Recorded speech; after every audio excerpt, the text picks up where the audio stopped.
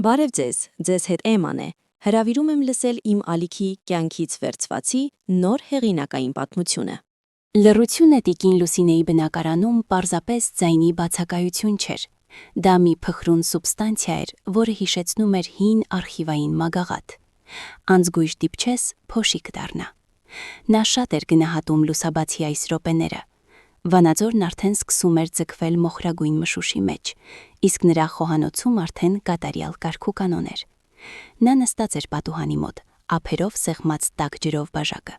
Մի կում և ներսում հանգստություն է տարածվում։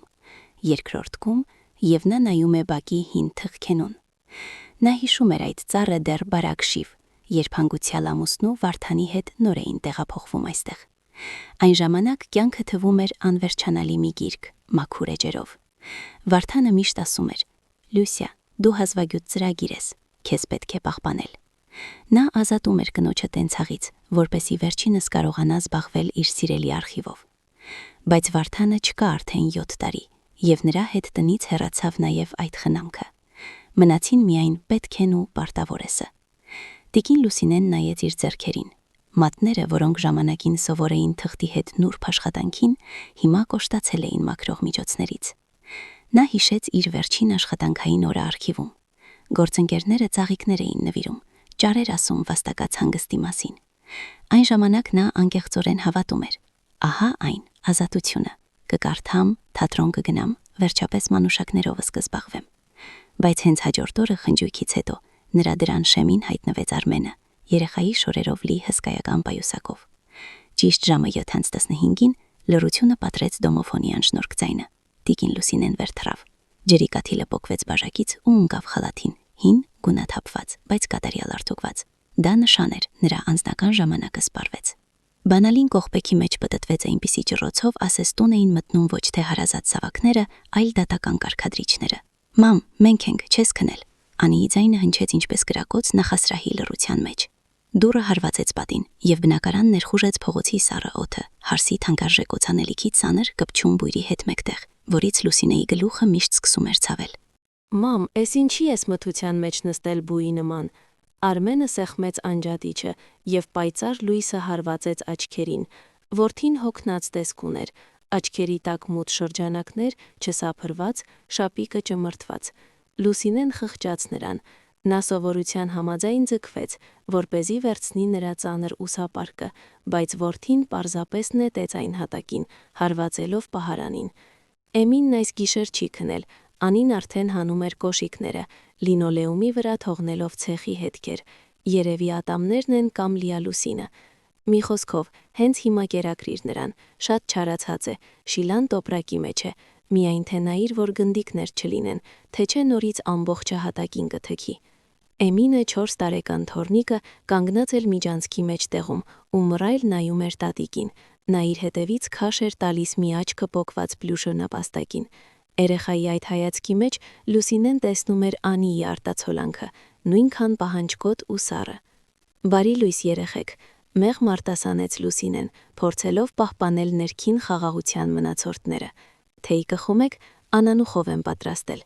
«Մամ, ինչ թեյ»։ Արմենն արդեն աղմկում է սուրճի մեքենայով, որը հենց ինքն էր նվիրել մորը 60-ամյակի առթիվ, բայց օգտագործում էր միայն ինքը, երբ գալիս էր։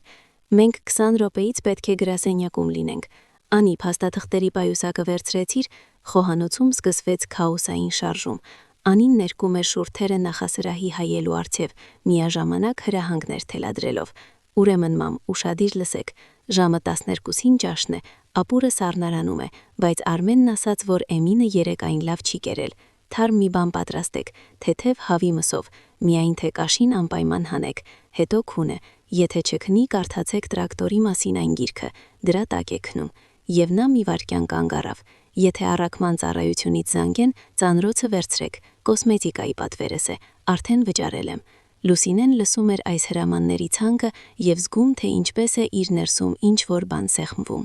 Նա հիշեց, թե ինչպես անցյալ ամիս խնդրեց Արմենին իրեն պոլիկլինիկա տանել, պետք էր անալիզներ հանձնել։ Որդին այն ժամանակ ձեռք թափթվեց. «Մամ, դե տաքսի կանչիր, հաշվետվությունս այրվում է»։ Տաքսի նա չկանչեց, թանկ էր, գնաց ոտքով անձրևի տակ։ Իսկ հիմա նա պետք է կոսմետիկայի ծանրոցներ ընդունի, որոնք Անին ալարում է վերցնել կետից։ «Մամ, երեք տան վարձը վճարեցիր»։ Արմենը խմեց սուրճը և դատարկ կեղտոտ բաժակը դրեց հենց նրա մաքուր անձեռոցիկի վրա։ «Վճարեցի տղաս, և քոնը, և իմը։ Միայն թե դու անցյալ ամսվա գումարն այդպես էլ չփոխանցեցիր»։ «Օй, մամ, դե մի սկսիր հիմա»։ Արմենը դեմքը ծամացրեց, ասեց ատամի ցավից։ «Չգիտես մեքենայի ապահովագրությունն ենք տվել, Էմինի խմբակները, մենք մի ընտանիք ենք, չէ։ Քո փողերը մեր փողերն են, չէ։ Մեկ է դու դրանք ոչ միտեղ չես ծախսում»։ Նրանք գնացին նույնքան հանգարցակի, որքան հայտնվել էին։ Դուռը շրխկաց, բանալիները զնգացին։ Նախասրահում մնաց Անիի օծանելիքի ամպն ու կեղտոտ հետքերը։ Էմինն արդեն նստած էր հյուրասենյակի բազմոցին ու պահանջկոտ հարվածում էր կրունկներով։ «Տատի, ջուր, տատի, մուլկիկ միացրու»։ Տիկին Լուսինեն մտավ խոհանաց։ Նրա սառած ջրով բաժակը դրված էր որդու կեղտոտ բաժակի կողքին։ Դա այնքան սիմվոլիկ էր, որ նա ակամա շպտաց։ Պատուհանագոգին թոշնում էր մանուշակը։ Նա խոստացել էր իրեն վերասերմանել այն դեռ անցյալ 5 շաբթի, բայց այն ժամանակ Անին խնդրեց արդուկել լվացքի այն դեզը, որը բերել էր 2 հսկայական պայուսակներով։ «Մամ, ձեր արդուկն ավելի լավ է արդուկում», ասել էր այն ժամանակ հարսը։ Եվ Լուսինեն արդուկել էր 5 ժամ, մինչև մեջքը վերածվել էր մեկ ամբողջական ցավի։ Նա մոտեցավ օրացույցին։ Վաղը ամսի 25-ին խոլորձների ցուցահանդեսն է։ Պրոֆեսոր Սիմոնյանը, այն նույն մարդը, ով ժամանակին խոստացել էր նրան, որ նա մեծ հետազոտող կդառնա։ Նա նայեց Էմինին, ով արդեն սկսել էր թափել բազմոցի բարձերը։ «Ոչ», փսփսաց նա։ Ձայնը խրպոտ էր։ Վաղը ամեն ինչ այլ կերպ կլինի։ Երբ Էմինը վերջապես լռեց, քիթը խոթելով նապաստակի մաշված ականջի մեջ, տիկին Լուսինեն չգնաց հանգստանալու։ Նա գիտեր լռության այս ժամը իր միակ շանսն է տունը կարգի բերելու, մինչև հերթափոխը կվերասկսվի։ Նա սկսեց խոհանոցից։ Արմենի կեղտոտ բաժակը, հատակին սուրճի շագանակագույն հետքով։ Անիի ափսեն ավոկադոյի մնացորդներով։ Հարսը միշտ դիետաների մեջ էր, բայց երբեք մինչև վերջ չէր ուտում, թողնելով կպչուն հետքեր։ Տիկին Լուսինեն բացեց ջուրը։ Բարակ շիտն այրում էր մատները, բայց նա դա գրեթե չէր զգում։ Նրա մտքերն անցյալ 5 շաբթիի մեջ էին։ Այդ օրը մեջքն այնպես էր ցավում, որ աչքերի առաջ մթնում էր։ Նա այնուամենայնիվ հասել էր պոլիկլինիկա։ 3 ժամ հերթի մեջ, նույնպիսի կուզիկացած մոխրագույն վերարկուներով կանանց մեջ։ Բժշկուհին, հոգնած հայացքով մի երիտասարդ աղջիկ, ասել էր. «Ձեզ չի կարելի ծանրություն բարձրացնել, տիկին Լուսինե, եւ հուզվել չի կարելի։ Շատ զբոսնեք, հանգստացեք»։ Լուսինեն այն ժամանակ միայն դառը շպտացել էր։ Զբոսնել Էմինը գրքին, ով կշռում է 15 կիլոգրամ եւ կտրականապես հրաժարվում է ոտքով գնալ, թե մթերքի տոպրակներով, որոնք Արմենը խնդրում է գնել ճանապարհին, որ 2 անգամ չիջնի։ Նա հենց նոր էր սրբում սեղանը այն նույն անձեռոցիկով, որի վրա Արմենը սուրճ էր թափել, երբ դուռը կամացուկ գրեթե լրտեսավարի թաքեցին։ Դա զանգ չէր։ Երեխաներն այնպես էին զանգում, որ ջահը դողում էր։ Դա թակոց էր նրա երիտասարդությունից։ Շեմին կանգնած էր Վալենտինան, իր ամփոփող բալագույն բերետով եւ վառ շարֆով։ Վալյան միակն էր, ով նրան դեռ Լյուսիա էր ասում, այլ ոչ թե տատիկ կամ մայրիկ։ «Լյուսիա, էս ինչի դուռը չես փակել»։ Վալյան տիրոջ նման մտավ խոհանոց։ Բա որ կողեր մտնեն, կամ որն ավելի վատ է, քո ձրիագերները նորից վրա տան։ «Վալյա, սուս»։ Լուսինեն մատը դրեց շուրթերին։ Էմինը նոր է քնել։ Տղա Սուանին 9-ին կգան, դեռ պետք է հասցնեմ ապուրը պատրաստել։ Ապուր, էլի այդ հավերժական ապուրը։ Վալյան աներեսաբար հեռացրեց կաթսան ու նստեց աթոռին։ Նայիր ձեռքերիդ։ Արխիվում դու ձեռնոցներ էիր հագնում, որ թուղթը չվնասես, իսկ հիմա այդ ձեռքերով հարսի թեթևից զուգարան ես լվանում։ Քեզ չի վիրավորում։ Լուսինեն իջեցրեց աչքերը։ Վիրավորում էր։ Այդ բառը շատ փոքր էր։ Դա վիրավորանք չէր։ Դա անհատականության դանդաղ ջնջում էր։ Վալենտինան ձեռքը մցրեց իր անհատնուն պայուսակն ու հանեց մի դեղնած ծրար։ Այ նայիր սրան։ Հին ալբոմն էի փորփրում, գտա։ Հիշում ես 1985 թիվ, Սևան, պրակտիկա արխիվում։ Լուսինեն վերցրեց լուսանկարը դողացող մատներով։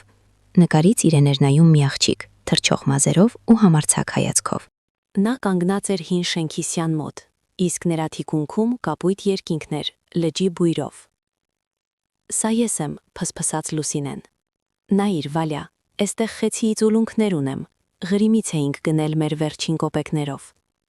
Իսկ Սիմոնյանն այն ժամանակ քո հետևից պոչի նման ման էր գալիս, աչքով արեց Վալենտինան։ Հիշում ես ինչպես նա քո օծիքին մի խոլոր ծամրացրեց, վայրի, հազվագյուտ։ Ասաց, որ դու ինքդ ես այդ ծաղկի նման, նուրբ ու ուժեղ։ Տիկին Լուսինեն փակեց աչքերը։ Մի պահ տապակած սոխի ու մանկական օճառի հոտը վերացավ։ Նա զգաց տաք հարևը իր ուսերին և աշխարհի ամենահամով պաղպաղակի համը։ Այդ պահին նա գիտեր, որ ամբողջ աշխարհը բաց է իր առջև։ Նա սպասարկող անձնակազմ չէր։ Նա մի կին էր, ում գնահատում էին խելքի, ծիծաղի և պարզապես լինելու համար։ Ուրեմն սա տես, Լյուսիա։ Վալենտինայի ձայնը լրջացավ։ Սիմոնյանը հիմա պարզապես Վոլոդյան չէ զուգահեռ կուրսից, նա պրոֆեսոր է։ Եվ վաղը նա այստեղ է։ Դասախոսությունը ժամը 6-ին է։ Ես 2 տոմս եմ վերցրել։ Եվ չփորձես ինձ ասել Էմինի կամ բազմոցի մասին։ Վալյա, դու չես հասկանում, Անին 3 այնպես էր խնդրում։ Նրանց խոհանոցի չափսերն են գալու վերցնեն։ Եթե մերժեմ, Արմենը հետս մի շաբաթ չի խոսի։ Դե թող չխոսի։ Վալյան հարվածեց սեղանին։ Քեզ լռությունը միայն օգուտ կտա։ Լյուսիա, եթե դու վաղը չգնաս այդ ցուցահանդեսին, դու կընդունես, որ մահացել ես, որպես մարդ, որպես կին։ Կմնա միայն տնտեսուհին, անձնագրում նշված ազգանունով։ Տոմսը թողեց սեղանին։ Վալենտինան մոտեցավ սառնարանին ու զնգոցով պոկեց ուխտի տեսքով վառ պլաստմասե մագնիսը։ Սիրուն է, թունոտ նկատեց նա։ Սա այն նույն մխիթարականն է, որն Արմենը բերեց անցյալ տարի, երբ իրենք 2 շաբաթով Շարմել Շեյխ թռան։ Տիկին Լուսինեն հառաչեց, վերցնելով մագնիսը ընկերուհի ձեռքից ու զգուշությամբ ամրացրեց տեղը։ Վալյա, դե ինչու ես այդպես անում։ Նրանց աշխատանքը ծանր է, նրանց ծով էր պետք։ Իսկ Էմինն այն ժամանակ ընդամենը 3 տարեկան էր, ակլիմատիզացիա եւ այլն։ Նրանք ճիշտ որոշեցին, որ ինձ համար այնտեղ ծանր կլինի, կիզիչ արևի տակ։ Ծանր։ Վալենտինան ձեռքերը տարածեց։ Լյուսիա, դու քեզ լսում ես։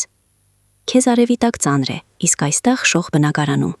2 շաբաթ 3 տարեկան երեխայի հետ, ում ատամներն էին դուրս գալիս ու ջերմությունը 40-ի էր հասնում։ Դա քեզ համար հեշտ էր։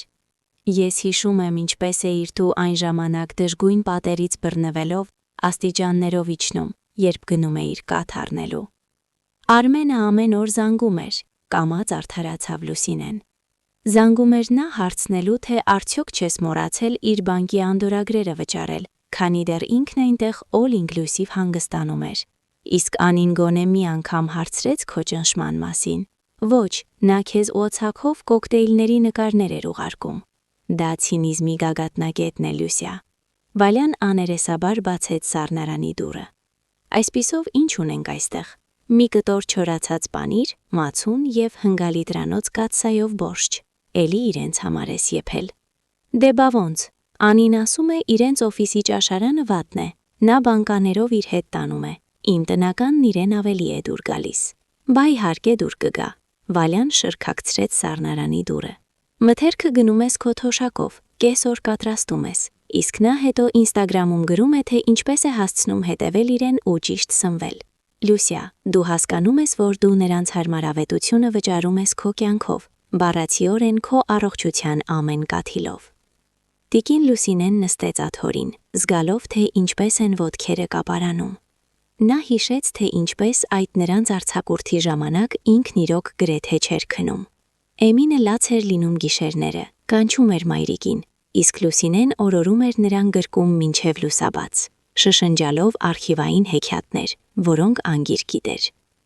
Երբ երեխաները վերադարձան արևահարված թանկարժեք լոսյոնի ու օդանավակայանի հոտով, նրանք նույնիսկ ձեռքի գրեմ չվերեցին նրան, միայն այս $1 պլաստմասե մագնիսը։ Եվ հենց շեմից Անին ճամպրուկից թափեց կեղտոտ լվացքի դեզը։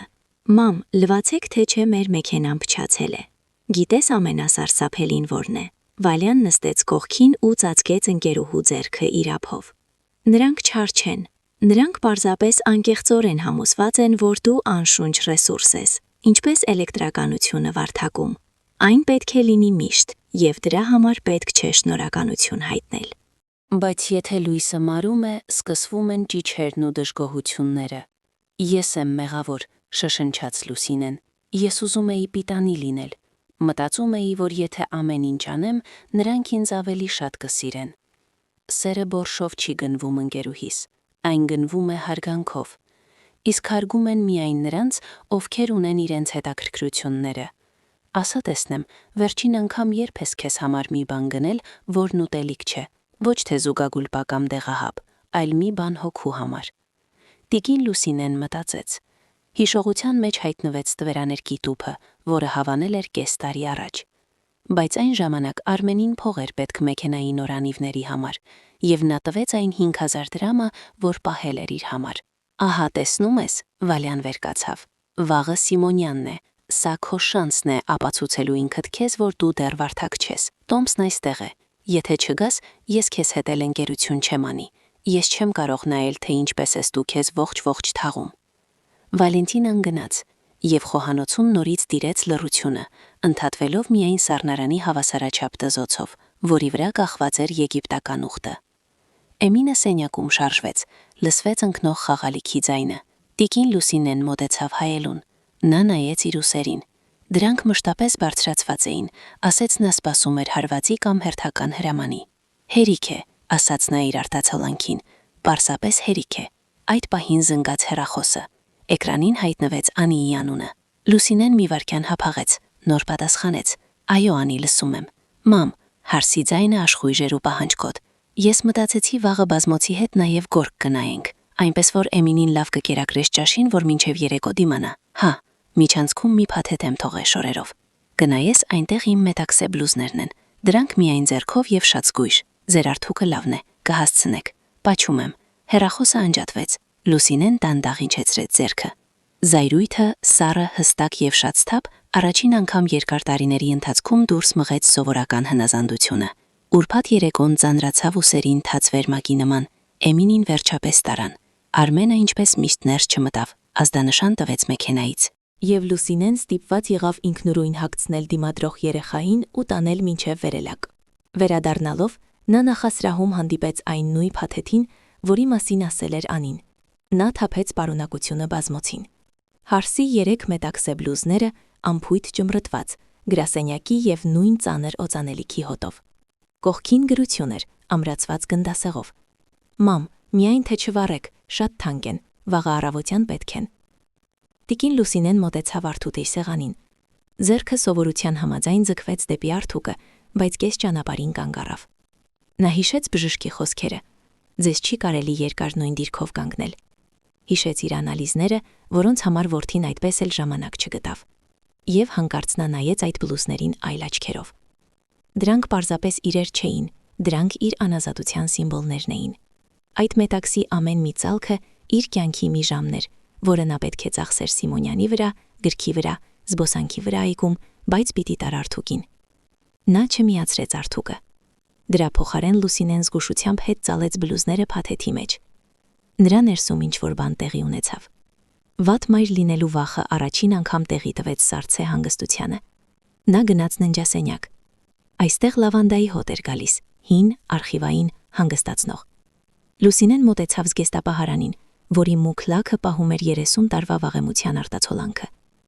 Նա բացեց դուռը, եւ այն երկար ու ձիգ չռռաց, ասեց կարեկցելով տիրուհին։ Այնտեղ, հենց անկյունում, հին վերարկուների հետևում կախված էր այն։ Մուգ կապույտ զգեստ, բնական մետաքսից։ Այն գնվել էր 5 տարի առաջ, երբ արխիվը նշում էր իր 100-ամյակը։ Լուսինեն այն ժամանակ դրա վրա ծախսել էր 2 ամսվա թոշակը, երազելով, թե ինչպես է դրանով բեմ դուրս գալու։ Բայց այդ երեկո Անին հանկարծ որոշեց դեկրետից շուտ դուրս գալ աշխատանքի, եւ Լուսինեն ստիպված եղավ մնալ 1 տարեկան Էմինի հետ։ Զգեստը այդպես էլ մնաց կախված, ոչ մի անգամ լույս չտեսնելով։ Նա հանեց այն։ Գործվածքը զով էր ու ծանր։ Այն հոսում էր մատների արանքով, ինչպես լեռնային վտակի ջուրը։ Լուսինեն սկսեց հագնվել։ Նա հայելու մեջ տեսնում էր իր մարմինը, խամրած, կուզիկացած, խալաթի սեղ մողրետինների հետքերով։ Նա ամաչեց։ Ոչ թե ինչ-որ մեկից, այլ այն Սևանի ափի աղջիկանից, ով խոստացել էր իրեն երբեք չհանձնվել։ Զգեստը դժվարությամբ էր հագնվում։ Կարսետը, որը նա չէր կրել տասնամյակներ, սեղմում էր կողերը, ստիպելով շնչել հաճախ ու մանր։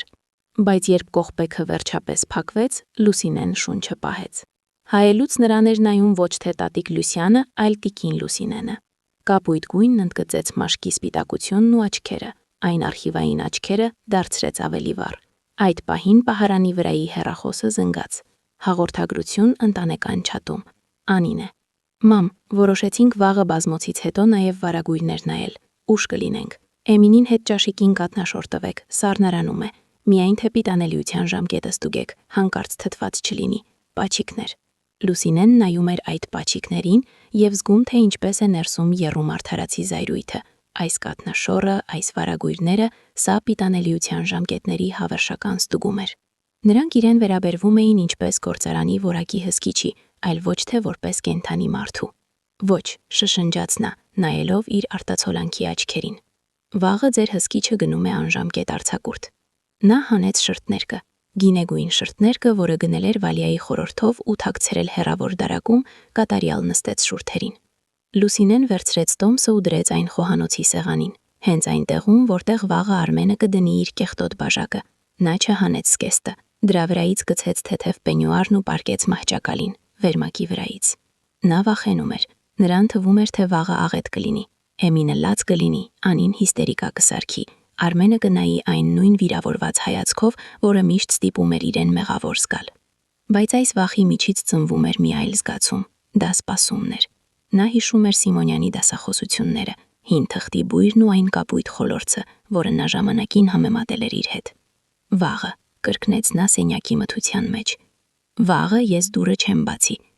Նա հանեց տոմսը Վալենտինայի ծրարից ու դրեց այն երևացող տեղում, հենց խոհանոցի սեղանին, շաքարամանի տակ։ Նա պառկեց քննելու հագուստով, վախենալով, որ եթե հանի զգեստը, ապա դրա հետ կհանի նաև իր վճռականությունը։ Ամբողջ գիշեր նա երազում տեսնում էր հսկայական կապույտ խոլորձներ, որոնք արխիվային փոշու ու ազատության հոտ ունեին։ Շաբաթը բացվեց քաղաքի վրա ոչ թե արևով, այլ ծանր կապարագույն մշուշով։ Տիկին Լուսինեն արթնացավ զարթուցիչից շատ առաջ։ Նա պառկած էր մթության մեջ, զգալով, թե ինչպես են կարսետն ու մետաքսե զգեստը, որով նա անցկացրել էր գիշերը, դարձել իր երկրորդ մաշկը։ Դա իր զրահն էր։ Առավոտյան ժամը 6-ին նա արդեն խոհանոցում էր։ Նա չէր շտապում, կաթսաներով չէր աղմկում, բնակարանի լռությունը զնգում էր։ Տիկին Լուսինեն հանեց իր լավագույն հաղճապակե բաժակը, այն նույն տոնական սպասքից, որը Անին միշտ խնդրում էր չօգտագործել, որ չկոտրվի։ Այսօր կարելի էր, այսօր պետք էր։ Նա նստած էր պատուհանի մոտ, հետևելով, թե ինչպես են բակում կայանում մեքենաները։ Հարևանների ամեն մի շարժում նրան նշանակալի էր թվում։ Ահա շանը զբոսանքի հանեցին, ահա աղբատար մեքենան անցավ, իսկ ահա Արմենի ծանոթ արծաթագույն մեքենան։ Լուսինեի սիրտը մի պահ կանգ առավ, իսկ հետո սկսեց բաբախել հավասար ու ծանր, ինչպես մետրոնոմը։ 7:15։ Դոմոֆոնի ձայնը պարզապես զանգ չէր, դա գոնգ էր, որն աստարարում էր մենամարտի սկիզբը։ Նա չշարժվեց։ Նա շարունակում էր նայել թղքենուն, որի ճյուղերը քերծում էին ապակին, ասեց աղերսելով ներս թողնել իրենց։ Երբ բանալին պտտվեց կողպեքի մեջ, տիկին Լուսինեն դանդաղ դրեց բաժակը ափսեի վրա։ Հաղճապակին արձակեց մաքուր, հստակ ձայն։ Մամ, դու խլացել ես, 5 րոպե է զանգում ենք։ Արմենի ձայնը ներխուժեց բնակարան իրենից առաջ։ Հետևից ներս թռավ Անին, հենց ընթացքի մեջ թափահարելով անձրևանոցը ուղիղ գորգի վրա։ Էմինը, չքնած ու մռայլ, քաշ էր գալիս հետևից, նապաստակին գցելով հենց շեմին։ Էմինն այսօր ընդհանրապես տրամադրություն չունի, Անին նույնիսկ չնայեց սկեսրոջը, անցնելով հայելու մոտ։ Մամ, են բլուզներս արդուկեցիք, հիմա պիտի գնանք բազմոցի հետևից, հետո ուզում էի մեկը հագնել։ Նա խոսքը կիսատ թողեց, տեսնելով տիկին Լուսինեին։ Սկեսուրը նստած էր սեղանի շուրջ, կատարյալ ուղիղ մեջքով, կապույտ մետաքսով, վզին մարգարատյա շարան, դեմքը հանգիստ էր, գրեթե հանդիսավոր։ Էս ինչ է։ Անին դանդաղ իջեցրեց շրթներկով ձեռքը։ Էս ինչ դիմակահանդես է։ Տիկին Լուսինե, դուք ես լուսաբացին ուր եք զարդարվել պրճոկվել։ Արմեն, նայիր մորթ։ Որդին մտավ խոհանոց, ընթացքում արձակելով բաճկոնը։ Նա քարացավ, հայացքը տոնականորեն գծված սեղանից տեղափոխելով շաքարամանի տակ դրված տոմսին։ Մամ, էս ինչ է։ Մենք չէինք պայմանավորվել։ Բազմոցն է, չափսեր վերցնողն է, գորգն է, դու մոռացել ես։ Ես ոչինչ չեմ մոռացել, Արմեն։ Լուսինեի ձայնը հնչեց անսովոր խորը։ Դուք եք մոռացել հարցնել, արդյոք ես պլաններ ունեմ այս շաբաթօրվա համար։ Ես տոմս ունեմ։ Ժամը 6-ին պրոֆեսոր Սիմոնյանի դասախոսությունն է։ Ես գնում եմ։ Ինչ 6։ Արմենը բղավեց։ Մենք պիտի առևտրի կենտրոն գնանք քաղաքի մյուս ծայրը։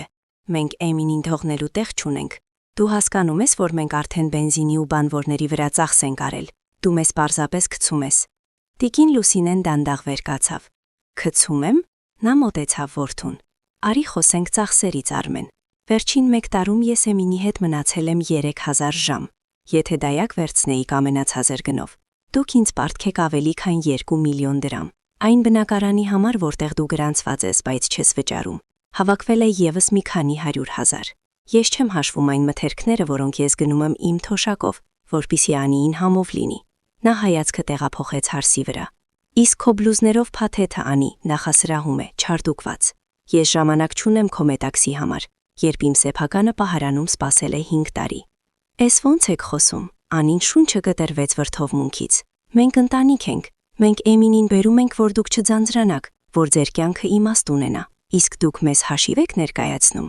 Իմ կյանքի իմաստը անվճար դայակ ու հատակ լվացող լինելը չէ, կտրեց Լուսինեն։ Իմ կյանքի իմաստը ես ինքս եմ, եւ եթե նրա համար, որ դուք դա հասկանաք, ես պետք է հաշիվ ներկայացնեմ, ես դա կանեմ։ Արմենը կարմրեց, նրա բռունցքները սեղմվեցին։ Նրա մեջ պայքարում էին ամոթն ու մորը իր կամքին ենթարկելու սովորական ցանկությունը։ Ուրեմն այսպես, նա քայլ արեց դեպի մայրը, փորձելով ճնշել իր հասակով։ Դու ոչ մի տեղ չես գնում։ Հանիր այդ լաթերը ու վերցրու երեխային։ Մենք գնում ենք, ուշ կգանք։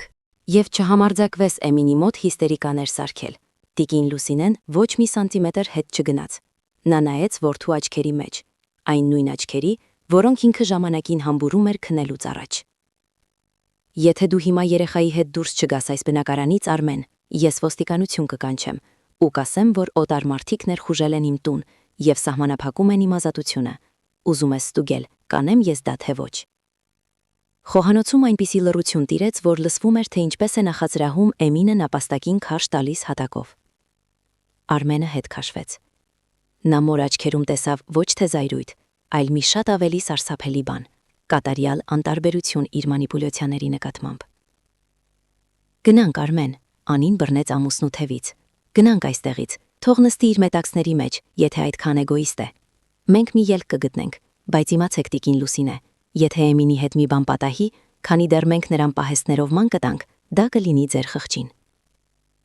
Նրանք գնացին աղմուկով, շրխկացրին դռները, ինչ որ բաներ էին գոռում աստիճանավանդակում։ Տիկին Լուսինեն կանգնած էր խոհանոցի մեջտեղում, լսելով, թե ինչպես է մարում նրանց քայլերի ձայնը։ Նա դողում էր մի մանր տհաճ դողով, որը սկսվում է ծնկներից ու տարածվում ամբողջ մարմնով։ Նա մոտեցավ հայելուն։ Նրա սանրվածքը մի փոքր խառնվել էր։ Մարգարիտը վզին սառն էր թվում։ Նա ուզում էր պատրել զգեստը, փակվել լոգարանում ու լաց լինել մինչև ուժերը սպառվեին։ Նրան թվում էր, թե ինքը քանդեց ամեն ինչ։ Բայց հանկարծ նրա հայացքն ընկավ Տոմսին։ Պրոֆեսոր Սիմոնյան, խոլորձներ գեղեցկության գաղտնիքը։ Նա վերցրեց Տոմսը, նրա մատները դիպան պինդ թղթին, եւ այդ պահին վախը նահանջեց։ Մնաց միայն հստակ բյուրեղյա գիտակցումը։ Նա հաղթել էր ոչ թե նրանց, այլ իր ներքին ստրուկին։ Նա գցեց վերարկուն, վերցրեց պայուսակն ու առանց հետ նայելու միջանցքի կեղտոտ հետքերին դուրս եկավ բնակարանից։ Նա փակեց դուռը երկու պտույտով։ Կողպեքի չխկոցը հնչեց որպես երկար հյուսիչ սիմֆոնիայի ավարտ։ Ավտոբուսը սահում էր երեկոյան փողոցներով, եւ տիկին Լուսինեն իրեն զգում էր այնպես, ասեց գտնվում է մի սուզանավի մեջ, որը դուրս է լողում հսկայական խորությունից։ Վանաձորը, որը նա սովոր էր տեսնել խոհանոցի պատուհանից կամ խանութի ու պոլիկլինիկայի արանքում շտապողականության մեջ, այսօր նրա առաջ բացվում էր նորովի։ Լապտերների լույսերը տարածվում էին թաց ապակու վրա ոսկեգույն մեդուզաների նման։ Նա նայում էր իր ձեռքերին, որոնք դրված էին ծնկներին։ Մուգ կապույտ մետաքսի վրա դրանք թվում էին նուրբ ու գրեթե թափանցիկ։ Պայուսակի միջի հեռախոսը վիբրացիա տվեց, 5 կարճ հարված, հետո եւս 3, Արմենն էր։ Նա պատկերացրեց նրա դեմքը, չարացած, շփոթված, վիրավորանքից կարմրած։ Անին երևի հիմա հետևի նստատեղին ուտում է նրան այն բանի համար, որ մայրը խելագարվել է։ Առաջ Լուսինեն չէր դիմանա, նա հետ կզանգեր, կսկսեր ներողություն խնդրել, առաջարկել հենց հիմա գալ ու ամեն ինչ ուղղել, բայց հիմա նա պարզապես հանեց սարքը։ Էկրանը լուսավորվեց, ցույց տալով 7 բաց թողնված զանգ եւ 1 SMS։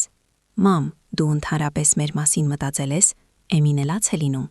Տիկին Լուսինեն դանդաղ սեղմեց անջատման կոչակը, էկրանը մարեց, իր հետ տանելով ուրիշների պահանջների այդ ամբողջ աղմուկը։ Նա զգաց, թե ինչպես ներսում դարձավ խաղաղ ու ընդարձակ։ Մշակույթի պալատը նրան դիմավորեց արձագանքներով և մանրահատակի մաստիկայի հոտով, այն նույն հոտով, որը նրա գիտակցության մեջ անքակտերիորեն կապված էր տոնի հետ։ Նա հանձնեց վերարկուն հանդերձարան։ Տարեց հանդերձապահը, նայելով նրա կապույտ զգեստին ու մարգարիտներին, հարգանքով գլխով արեց. «Համեցեք, Անուշիկս, վաղուց մեզ մոտ այսպիսի տիկնայք չէին եղել, հիմնականում կուրտկաներով են»։ Լուսինեն մտավ դահլիճ։ Խոլորձիները ամենուր էին, դրանք նման չէին սովորական ծաղիկների, այլ ավելի շուտ տարօրինակ միջատների, որոնք քարացել են թռիչքի մեջ։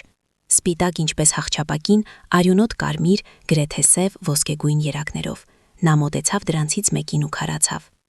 Կոկորտում գնդիկ առաջացավ։ Գեղեցկությունն այնքան սուր էր, որ համարյա ֆիզիկական ցավ էր պատճառում։ Նա հասկացավ, որ այս բոլոր տարիներին ինքը գերագրել է իր ընտանիքին բորշերով, բայց սովի է մատնել սեփական հոգին։ Դասախոսությունն անցավ մի ակնթարթում։ Պրոֆեսոր Սիմոնյանը խոսում էր այն մասին, թե ինչպես է խոլորձը գոյատևում ամենադաժան պայմաններում, արմատներով կպչելով մերկ քարերին։ Միայն թե ձգվի դեպի լույսը։ Լուսինեն լսում էր նրա ձայնը, խորը, թեթևակի խրպոտությամբ և փակում էր աչքերը։ Նրան թվում էր, թե նա նորից սևանում է, և նա նորից 20 տարեկան է։ Երբ մարդիկ սկսեցին ցրվել, Լուսինեն մնաց կանգնած ամբիոնի մոտ։ Նա չէր պատրաստվում մոտենալ, բայց Սիմոնյանը ինքը բարձրացրեց գլուխը իր թղթերից։ Նա նայեց նրան ակնոցի վրայից, ուշադիր, երկար։ «Գիտեք», սկսեց նա, «ես տարօրինակ զգացողություն ունեմ, ասես ես տեսել եմ այս զգեստը կամ այս աչքերը 40 տարի առաջ»։ Լուսինեն զգաց, թե ինչպես կարսետը զգեստի տակ ասես ավելի սեղմվեց։ «Լուսինե Սարգսյան», արտաշնչեց նա։ «Ախումբ, արխիվային գործ»։ Սիմոնյանը դանդաղ վեր կացավ։ Նրա դեմքը լուսավորվեց այնպիսի անկեղծ, տաք ժպիտով, որ Լուսինեի սիրտը ջերմացավ։ «Լյուսիա», նա արտասանեց այդ անունն այնպես, ինչպես ոչ ոք չէր արտասանել տասնամյակներ շարունակ։ «Միթե դուք եք արխիվի այն նույն աչքերը»։ Գիտեք, ես հաճախ էի հիշում մեր Սևանը, թե ինչպես էիք դուք այն ժամանակ վիճում ինձ հետ ձեռագրերի թվագրման մասին։ Ինչու դուք առաջ չգնացիք, չէ որ դուք տաղանդ ունեիք։ Տիկին Լուսինեն նայեց իր ձեռքերին, կապույտ մետաքսի վրա։ Կյանքը, ընտանիքը, երեխաները։ Ինչ որ աննկատ ամբողջ ժամանակը գնաց ուրիշների վրա։ Սիմոնյանը մոտեցավ։ Նա վերցրեց նրա ձեռքը և թեթևակի, միայն մատների ծայրերով դիպավ չոր մաշկին։ Ծաղիկները չպետք է աճեն միայն նրա համար, որ դրանցով ցանկապատերը պահեն։ Լյուսիա, գեղեցկությունը պարտականություն չէ, դա պարթև է։ Ես ուրախ եմ, որ դուք այսօր եկաք։ Դուք տեսք ունեք հենց այն խոլորձի պես, որի մասին ես այսօր պատմում էի։ Այն մեկի, որը ճեքել անցել է քարի միջով։